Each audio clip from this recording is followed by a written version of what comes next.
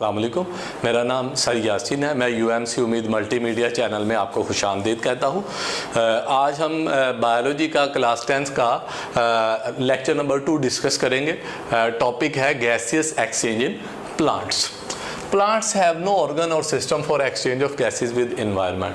पौधों के अंदर ना कोई अज़ा ऑर्गन होता है, ना कोई सिस्टम होता है गैसों के तबादले के लिए माहौल के साथ। जैसा कि आपको पता है एनिमल्स के अंदर ह्यूमन है, ह्यूमन के अंदर लंग्स हैं, ऑर्गन है। इस ऑर्गन के ज़रिए ह्यूमंस के अंदर गैसों का एक्सचेंज और दूसरे एनिमल्स में गैसों का एक्सचेंज, गैसों का तबादला हो रहा है। इसी तरह फिशिस पानी के अंदर है, उनके अंदर अल्लाह ने गिल्स पैदा किए हुए हैं और वो गिल्स के ज़रिए, उनमें ऑर्गन है, गिल्स के ज़रिए गैसों का एक्सचेंज हो रहा है। तो इसका मतलब एनिमल्स में अल्लाह ने ऑर्गन्स बनाए हुए हैं, ऑर्गन्स के ज़रिए गैसों का तबादला हो रहा है। लेकिन पौधों में ऐसा कोई ऑर्गन नहीं है, ऐसा कोई सिस्टम नहीं है जिसके ज़रिए पौधों में गैसों का तबादला हो। Every cell of the plant exchange gases with environment with ऑर्स। तो होता क्या है, पौधे का हर सेल अपने तौर पर गैसों का तबादला करता है, यानी पौधा अपने तौर पर गैस हासिल करता है और गैस को रिलीज, जो गैस चाहिए उसको यूटिलाइज करता है, जो एक्स्ट्रा हो जाती है उसको रिलीज कर देता है। अपने तौर पर हर गैस का सेल ये काम करता है। The leaves and young stem have stomata in their epidermis. पौधों के अंदर जो यंग स्टेम तने होते हैं और जो पत्ते होते हैं उनके अंदर स्टोमेटा सुराख होते हैं। जैसे कि मैंने एक इंटरनल स्ट्रक्चर लीफ की आपके सामने ड्रॉ करी, पत्ते की अंदरूनी स्ट्रक्चर जो है वो ड्रॉ किया, जिसमें आप देख रहे हैं पत्ते की निचली सतह पर ये यहाँ पर एक स्ट्रक्चर मौजूद है। इसको हम नाम देते हैं स्टोमेटा। स्टोमेटा बेसिकली दो सेल्स के मिलने से बनता है। ये दोनों सेल गार्ड सेल कहलाते हैं और इसके दरमियान में ये जो सुराख है, ये सुराख स्टोमेटा जो है वो कहलाता है। तो पत्तों के अंदर अगर आप गौर करें, ये पत्ते की एक लेयर ये है और दूसरी लेयर ये है। पत्तों की इस लेयर को हम कहते हैं एपिडर्मस।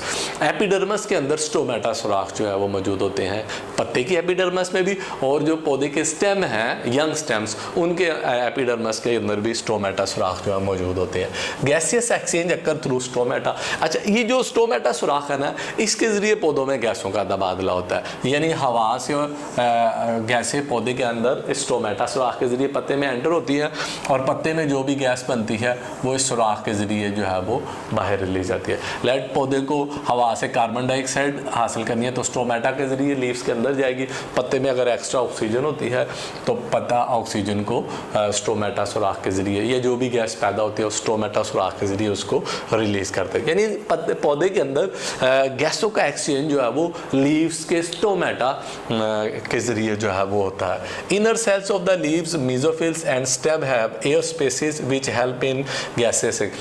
पत्ते के जो अंदर वाले सेल्स हैं ना, जैसा कि आप ये देख रहे हैं, ये सेल्स तरतीब में हैं।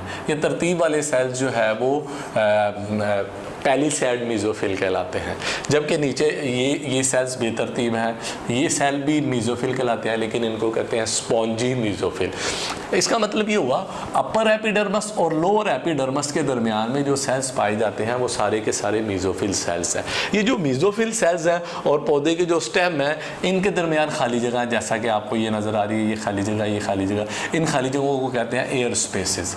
यानी मेसोफिल सेल्स के अंदर और स्टेम के अंदर एयर स्पेसेस मौजूद होती हैं। Air spaces help in exchange of gases, यानी एयर स्पेसेस के ज़रिए मेसोफिल सेल्स से हवा एयर स्पेस में आती है और एयर स्पेस हवा स्टोमेटा के ज़रिए एनवायरनमेंट में चली जाती है। एनवायरनमेंट से हवा स्टोमेटा के ज़रिए एयर स्पेस में आती है और एयर स्पेस से हवा मेसोफिल्स। इसका मतलब एयर स्पेसिस जो लीव्स के अंदर मौजूद हैं, ये गैसों के एक्सचेंज में मदद करती हैं, हेल्प करती हैं। Leaf face to situation. पत्ते को दो तरह का हालात का सामना होता है, क्योंकि पत्ते को एक दिन के हालात का सामना डे टाइम का फेस करना पड़ता है और एक नाइट टाइम फेस करना पड़ता है। हम पहली सूरत हाल की तरफ आते हैं। First condition day time. पौधे में डे टाइम में क्या प्रोसेस होता है, आप ये जैसा कि ये देख रहे हैं, पत्ते के मैंने मुख्तलिफ सेल्स बनाए हैं, मेसोफिल सेल्स हैं, एपिडर्मस सेल्स हैं।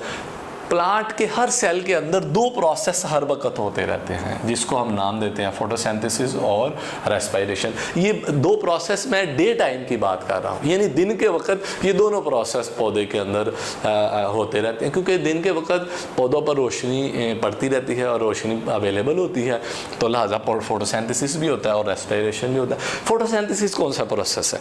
ऐसा प्रोसेस जिसमें कार्बन डाइऑक्साइड, पानी मिलकर ग्लूकोज और ऑक्सीजन बना दे, तो ये प्रोसेस फोटोसिंथेसिस कहलाता है। यानी फोटोसिंथेसिस में ग्लूकोज फूड बनती है। इसी का अगर हम रिवर्स प्रोसेस ले ले तो ग्लूकोज और ऑक्सीजन मिलकर कार्बन डाइऑक्साइड, पानी और एनर्जी बनाए, तो इस प्रोसेस को कहते हैं रेस्पिरेशन। प्लांट के हर सेल में फोटोसिंथेसिस भी हो रही है, फूड भी बन रही है, रेस्पिरेशन भी हो रही है। क्यों? हर सेल को रेस्पिरेशन के जरिए एनर्जी चाहिए। जिस सेल में रेस्पिरेशन नहीं होगी, एनर्जी पैदा नहीं होगी, वो सेल डेड हो जाएगा, दिन हो या रात हो। रेस्पिरेशन का प्रोसेस लाजमी पौधे में होना है। हाँ, डे टाइम में सिर्फ फोटोसिंथेसिस होती है, लेकिन जो ही नाइट आती है, लाइट खत्म हो जाती है, तो फोटोसिंथेसिस का अमल, ये प्रोसेस, ये सेल के अंदर, पौधों के सेल के अंदर रात को नहीं होता। अच्छा, अब होता क्या है?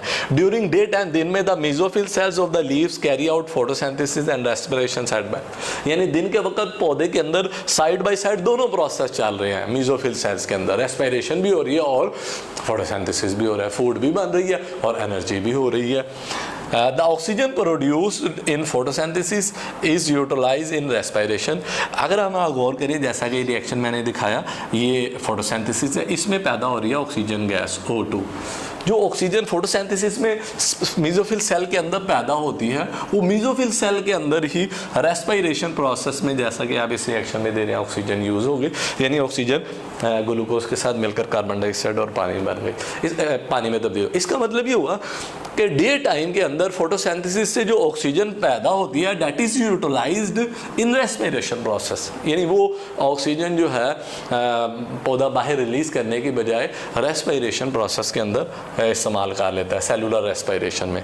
इसी तरह similarly carbon dioxide produce during respiration is utilized in photosynthesis. Respiration process में कार्बन डाइऑक्साइड बनती है। रेस्पिरेशन प्रोसेस आपने देखा, ग्लूकोज ऑक्सीजन मिलकर carbon dioxide is produced during respiration is utilized in photosynthesis.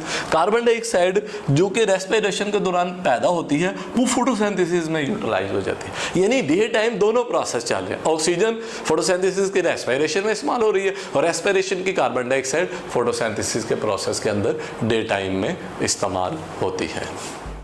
Night time, during night time there is no photosynthesis occurring in leaf cell get oxygen from environment through stomata for respiration। पत्तों में दो process चल रहे होते हैं day time, photosynthesis भी हो रहा होता है, रेस्पिरेशन भी हो रहा होता है। लेकिन जो ही नाइट होती है, तो चूँकि आपको पता है नाइट में रोशनी अवेलेबल नहीं होती, तो पत्तों में फोटोसिंथेसिस का प्रोसेस नहीं हो सकता। फोटोसिंथेसिस प्रोसेस के लिए रोशनी का होना ज़रूरी है। लेकिन रेस्पिरेशन तो हर सेल में होगी, दिन हो रात हो। जिस सेल में रेस्पिरेशन नहीं होगी, उसमें एनर्जी नहीं पैदा होगी, वो सेल डेड हो जाएगा। अब रेस्पिरेशन के लिए ग्लूकोज ऑक्सीजन मिलकर कार्बन डाइऑक्साइड और पानी बनाती है। रेस्पिरेशन के लिए पौधों को अब ऑक्सीजन चाहिए।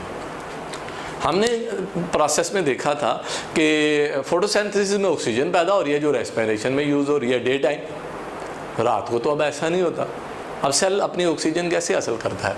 तो वो होता यूँ है, cell get oxygen from environment through stomata. Stomata के ज़रिए इर्द गिर्द माहौल से पौधा रात को जो है वो ऑक्सीजन लेता है और रेस्पिरेशन का प्रोसेस करता है और नतीजे के तौर पर कार्बन डाइऑक्साइड रिलीज़ करता है। इसका मतलब नाइट में पौधा अपने इर्द गिर्द निचले इन्वायरमेंट से ऑक्सीजन एब्जॉर्ब करता है, कार्बन डाइऑक्साइड रिलीज करता है।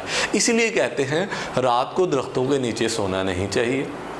उसकी वजह क्या है? उसकी वजह ये है कि नाइट टाइम में पौधे ऑक्सीजन एब्जॉर्ब करते हैं और ह्यूमंस को भी ऑक्सीजन की ज़रूरत होती है।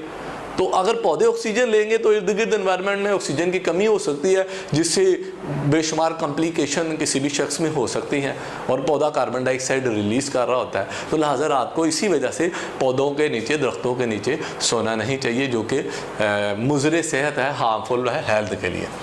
इन woody stem and mature root entire surface is covered by bark. लकड़ी के जितने भी स्टेम हैं और रूट्स हैं, उन स्टेम के गिर्द छाल मौजूद होती है, बार्क मौजूद होती है।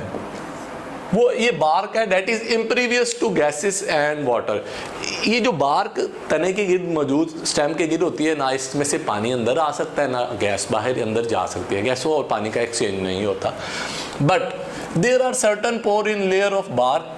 ये जो पौधे का स्टेम है ना, इसकी बार्क के अंदर सुराख होते हैं, पोर्स होते हैं, ठीक है। इन पोर्स को हम कहते हैं लेंटिसेल्स, ठीक है। These lenticels allow the air to, इसके ज़रिए गैसों का एक्सचेंज होता है। इसका मतलब ये हुआ पौधे के अंदर स्टोमेटा के ज़रिए भी गैसेस का एक्सचेंज होता है और पौधे के स्टेम के अंदर लेंटिसेल्स के ज़रिए भी गैसेस का एक्सचेंज होता है, क्योंकि लेंटिसेल पोर्स हैं। Gases diffuse in and out of the general surface of young root. इसी तरह जो रूट्स हैं इनकी सतह से भी गैसेस अंदर आती हैं, बाहर जाती हैं रूट्स की आम सतह के ज़रिए। In soil surrounding root the gases are found in, roots के गिर्द जो मट्टी होती है उसके दरमियान गैसेज ऑक्सीजन वगैरह मौजूद होती है। तो रूट्स अपनी सतह के ज़रिए, सरफेस के ज़रिए गैसेस को अंदर लेकर जाती हैं और सरफेस के ज़रिए गैसेस को रिलीज़ कर देती हैं। Aquatic plant gate oxygen dissolve in water and release carbon dioxide. इसी तरह वो पौधे जो पानी में रहते हैं वो पानी से ही हलशुदा डिजॉल्व ऑक्सीजन को एब्जॉर्ब कर लेते हैं। क्यों? पानी के अंदर एक तो पानी ऑक्सीजन है वाटर के मॉलिक्यूल में H2O, इस ऑक्सीजन की बात नहीं हो रही। O2 ऑक्सीजन मॉलिक्यूल वाटर के अंदर एब्जॉर्ब हो जाती है पानी के अंदर। तो एक्वेटिक पौधे जो O2 एब्जॉर्ब की होती है उसको हासिल करते हैं और अपने जिस्म से जो कार्बन डाइऑक्साइड होती है उसको पानी के अंदर रिलीज़ कर देते हैं।